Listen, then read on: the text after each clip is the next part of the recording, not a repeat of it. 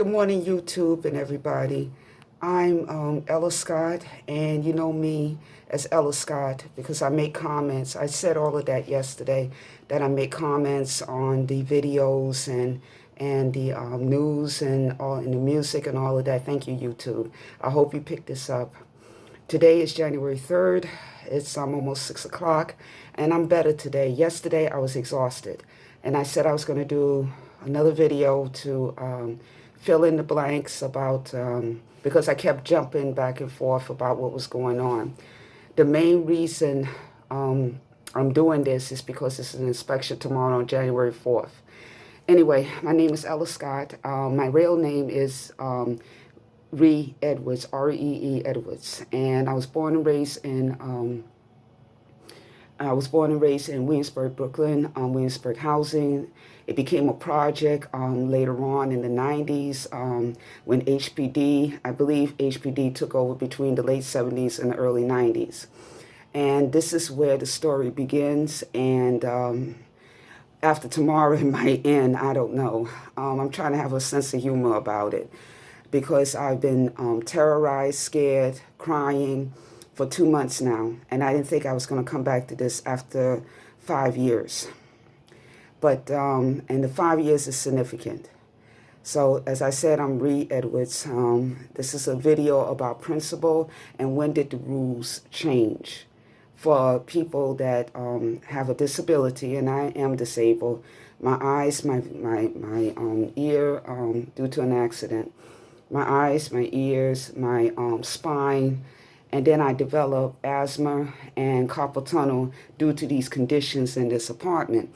And NYCHA, that would be Williamsburg, was very much aware of these conditions when my mother died and thereafter.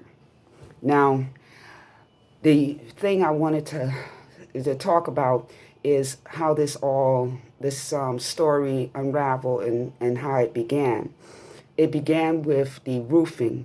It's 4 floors in this complex, Williamsburg complex, and it was built in 1934. I think I said that yesterday, by Mayor LaGuardia, and he wanted to find a place for low-income families, immigrants, all races to stay, and it was like a melting pot. It was very nice. My Irish godmother's been here since 1950. She's Irish, and yes, and to show you the picture again, hold on. That's a picture of my mother and me, and I was christened Roman Catholic because we couldn't afford to go back to her church. Her family built a Baptist church down south. Well, mostly she's Cherokee and Black American, some Irish, like herself. She's very beautiful. She, like I said, that's her long hair, and she was pushing probably almost 80 then, and she looks fabulous. And then that's me being christened. I had to wear the outfit, cover my head and all of that. And because there was something wrong with my heart, we couldn't get back home. So I got the Irish godmother, and then thereafter I had a godmother who's an Italian-American lawyer, and she was my godmother, and her last name was Russo. And she died of a brain tumor. The brain tumor was the size of a grapefruit, but she didn't tell me that until later because she didn't want to upset me. That was during the time she was being there for me when my mom had to go to the hospital between 2010 and 2011 to get that emergency surgery. And a lot of it had to do with this apartment and other apartments in this complex. But to go backwards, the Williamsburg housing had some roof problems. So people that live on the top floor, it's only 4 floors, and people had to leave. And so they gave my mother an option. This is where it's pivotal. I don't know when the rules started changing. This was back in the 20th century, late 20th century, in the 90s, that people could either leave and go somewhere else or go be placed in another apartment temporarily while they fixed the roof. And then they could go back to their original apartments after the roofing was done. Well, they were supposed to put my mother in another apartment that was renovated and clean. Unfortunately, there was a woman that was there. She didn't like the way the conditions were. She went into the apartment that my mother was supposed to go to, and unfortunately, my mother took the filth that was left over and then she started losing weight. She wasn't a robust woman in her 60s, 160 pounds. She went down to a frail, with 2 surgeries on her eyes and all of that, sick, to a frail 120 pounds. And she couldn't go back to the top floor because she was too weak to climb the stairs. So they had to, because they figured she might pursue a lawsuit, so they gave her another apartment. But then this is where the kicker come in, that when she was having problems with that apartment, she didn't find out until she got a lawyer. The lawyer had to be present in order for the lawyers for NYCHA to stop them from busting the walls over, because they said she'll feel better if she let them in and bust the walls and do work. My mother said, no, you can't, because you did that to one of my other neighbors. Same thing, lived on the top floor, had a rotten apartment, and she got sores all over her. She said, you're not going to do that. They told my mother that she was crazy. That's the NYCHA lawyers. So she had to get a lawyer outside of here, and she did. She got a legal aid lawyer that stopped them from doing what they was going to do. And to make a long story short, that's when she found out that the nasty apartment wasn't the apartment she was supposed to be in. The paperwork is there. But the principle of the thing is, when she moved in this apartment where she died at, this is the second move and everything, she couldn't go back up to the top floor because she couldn't walk up the 4 flights of stairs. She lost too much weight and she was frail. So, and then I talked about the surgeries, but in 2000, this was in the 90s, in 2001, she moved into this apartment that I'm in now. And she started feeling a little better. There was some things that were missing in the apartment that she asked for. They never gave it to her.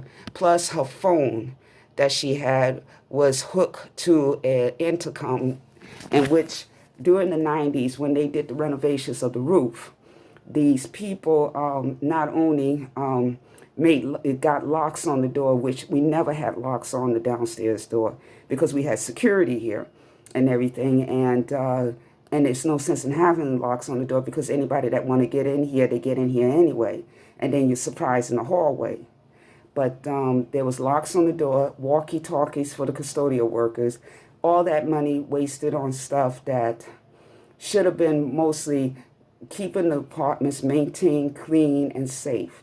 And then, if things are built in the 1930s, they use certain materials, and they should have, do an upgrade about the lead, about the asbestos, about all of that. All that money should have been done to renovate and do something about this place. But they didn't. They just fixed it up, and you go in and shut your mouth. But anyway, there was a lot of stuff that wasn't in this apartment. She asked for it, and she never really got it. And we wondered about that, me and my mom. I come to the realization when I was talking to a friend just recently in 2020, that this apartment could be one of the apartments that's temporarily, since this apartment is over top of the management office, the rent office downstairs. And then it's like the second floor, the third floor, and the fourth floor. But I'm over top of the rent office, and I don't think they want people to stay here a long period of time. But if that's true, then you should have moved my mother somewhere else, or else moved me somewhere else after she died if you didn't want nobody here. But that's neither here nor there. The bottom line is my mother got better, a little better in 2001 to 2005. That's when her condition, she did gain a little weight, lost it again, got very sick, had to have emergency surgery in 2010. 2011, she come out the hospital, and I had her for 5 years, and she died. And after she died, that's when all hell broke loose for me. And then I was terrorized, I was harassed. The day of my mother's funeral, the day before my mother's funeral, her body was across the street. And the people come up. There was 3 managers, the general manager and 2 assistant managers. They came up and said, we're going to drill a hole in your lock and make repairs. We don't give a damn about what happens to you. Who are you? There was a reporter there with a camera. She said her name. She said she was a local news. They ran downstairs. And she said, you're not going to, why are you running? You wasn't going to really throw her out the day her mother's body is across the street, and the minister told you to leave her alone. And whatever housing issues could wait until next week. This was August 12th, 2015. Next week would have been August 17th that I was supposed to give up the keys to the apartment because they claimed they couldn't find my name on the lease. But I was born and raised here. I was always here, always, and everything. And they knew this, but they didn't want to deal with it. They just wanted the apartment for either empty or put somebody in that they wanted to put in. That's just the bottom line, back in 2015 and now. But anyway, back in 2015, they ran downstairs and they left me alone, and that's the only reason I could be able to fight. And it was 2.5 years of hell, back and forth, 11 adjournments. And then to make the long story short, I did win. I got a good lawyer and I won. And then it was a matter of the repairs. And that's another key word. The first key word is they did, if you're a legal tenant, the legal tenants can go to a temporary apartment while they fix any problems, roofing, if you're on the top floor, or inside the apartment. If you can't be there inside the apartment, if you can't go to a friend and everything while they do the work, the option is you can go to one of the empty apartments. That's the reason why NYCHA had the rules saying that it's supposed to be 2 empty apartments in each building, or 1 or 2, so a person can go in there just in case something is wrong with their rented apartment, and they can always return back. And this was going on for a while. And then after 2001, when my mother did the second move from that filth that she was placed in, their fault that caused her condition, NYCHA, Williamsburg, then she died here.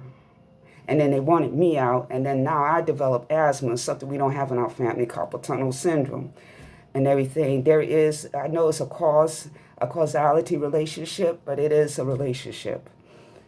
So anyway, the bottom line is it's always been repairs. And then the day before my mother's funeral, wanted to make repairs.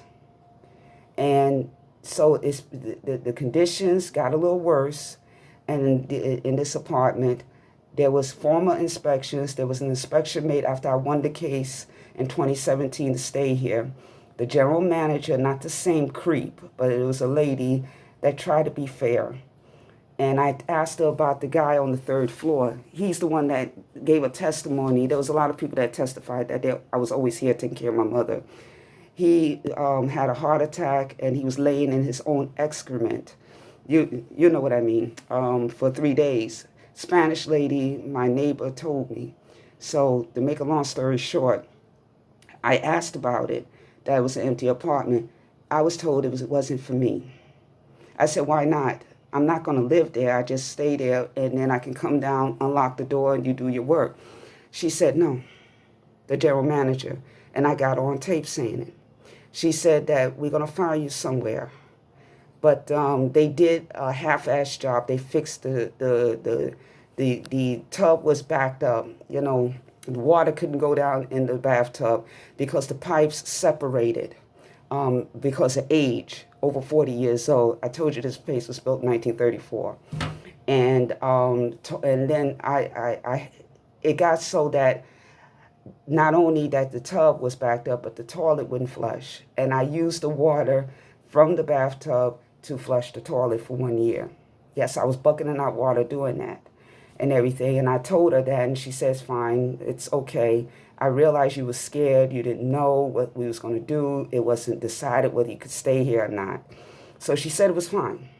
So she fixed that. But then we supposed to have talked about where I was going to go because I can't stay here. My lawyer says she can't stay there while there's repairs that have to be done. Nothing was never negotiated because the 2 options I was given is saying it's emotional to be in here because my mother died.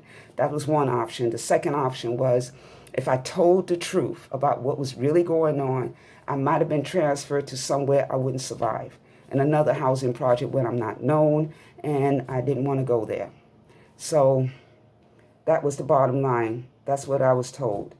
And I said, well, I don't want neither one of those options because if you cared about my emotions, and being part Indian and my culture and my faith and stuff, you would have let me mourn my mother's death. But you didn't. You talk about drilling a hole and kicking me out the day before my mother's funeral. So that's disingenuous. And so that's it. That was the bottom line. That I decided, no, I'm not going to go. I'm not going to do it your way. And so I'm here now in the middle of a pandemic, want to do repairs because NYCHA is going to be phased out. That lawyer that I went to, I don't know if I already mentioned it already, but the lawyer said that NYCHA is going to be phased out. And new people are coming in. And this is